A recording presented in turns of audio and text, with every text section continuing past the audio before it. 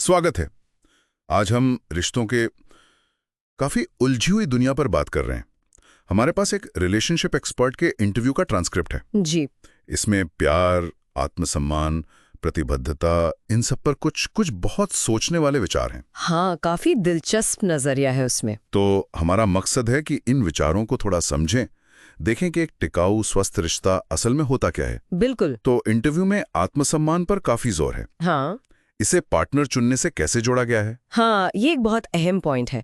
देखिए, एक्सपर्ट का कहना है कि जिनका आत्मसम्मान अच्छा होता है ना, वो लोग अपने आप ही उन लोगों से दूर हो जाते हैं जो उनके साथ सही बर्ताव नहीं करते। अच्छा। लेकिन अगर आत्मसम्मान कमजोर है तो हम कई बार बुरे बर्ताव को भी, मतलब जैसे कोई लगातार नजरअंदाज कर रहा है या परवाह नहीं दिखा रहा, उसे भी हम नॉर्मल मानने लगते हैं। ये तो बड़ी दिलचस्प बात है। मतलब हम किसकी तरफ खिंचते हैं उससे ज्यादा जरूरी ये है कि हम किसके साथ रह जाते हैं, रिश्ता बनाए रखते हैं। बिल्कुल सही। और कम आत्मसम्मान कभी-कभी हमें उन लोगों की तरफ भी खींच सकता है जो हमें थोड़ा परेशान सा महसूस कराते हैं, अनिश्चित रखते हैं। हाँ। उनकी वो जो रहस्यमयी सी बात होती है वो शायद आकर्षक लगे, पर एक्सपर्ट के मुताबिक ये असल में अक्सर भावनात्मक रूप से, क्या कहते हैं, अपरिपक्व होने का या ठीक से बात न कर पाने का ही संकेत होता है। इसी इंटरव्यू में धोखे पर भी एक बात थी जो मुझे थोड़ी चौंकाने वाली लगी। हाँ, कौन सी? कि पुरुषों का महिलाओं द्वारा धोखा दिया जाना उतना भी कम नहीं होता जितना हम सोचते हैं। बस शायद पुरुष इस पर बात नहीं करते। हाँ, ये बात अक्सर सामने नहीं आती।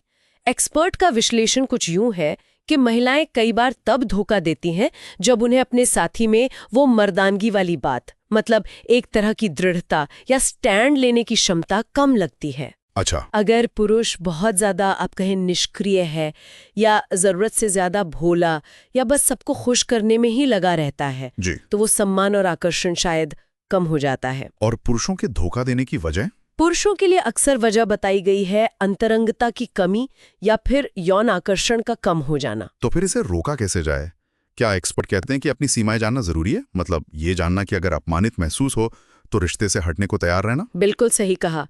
ये जानना कि आप क्या बर्दाश्त नहीं करेंगे, यही आत्मविश्वास दूसरे को भी संकेत देता है। आपकी अपनी कद्र ही आपकी सीमा बन जाती है और वो सीमा ही एक तरह से सामने वाले को धोखा देने से रोक सकती है। ये सीमाओं वाली बात धोखे से भी जुड़ती है और शायद प्रतिबद्धता के डर से भी। हाँ। एक्सपर्ट इस डर के बारे में क्या कहते हैं, खासकर पुरुषों में जो ये डर देखा जाता? देखिए, कई पुरुष प्रतिबद्धता से इसलिए थोड़ा कतराते हैं क्योंकि उन्होंने अपने आसपास शायद अपने ही घर में तलाक देखे होते हैं या रिश्ते टूटते देखे होते हैं।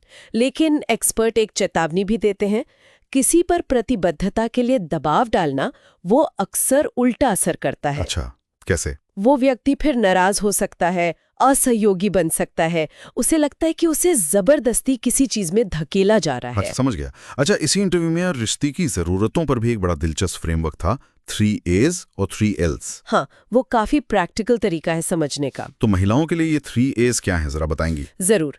महिलाओं के लिए एक्सपर्ट ने बताए हैं 3 A's। पहला है अट्रैक्शन यानी शारीरिक आकर्षण, दूसरा एडमिरेशन यानी प्रशंसा, पर यह सिर्फ तारीफ नहीं है। अच्छा। ये है साथी के अपने स्वतंत्र वजूद की, उसके काम की, उसके चरित्र की, उसके आत्मनियंत्रण की सच्ची इज्जत, एक सम्मान। और तीसरा एडोरेशन, मतलब प्यार जताना, उसके लिए मायने रखते हैं। ठीक है। और पुरुषों की जरूरतों के लिए वो 3 L's? पुरुषों के लिए 3 L's हैं। लस्ट यानी वासना या कह लें यौनाकर्षण, दूसरा है लेबर यानी श्रम। श्रम मतलब सिर्फ पैसा कमाना? नहीं, सिर्फ पैसा नहीं।